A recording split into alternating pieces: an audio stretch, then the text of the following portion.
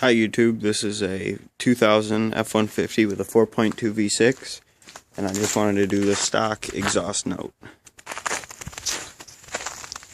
I just used my tire inflator, which runs off the battery, so it might take an extra crank to get it going, but I'll show you.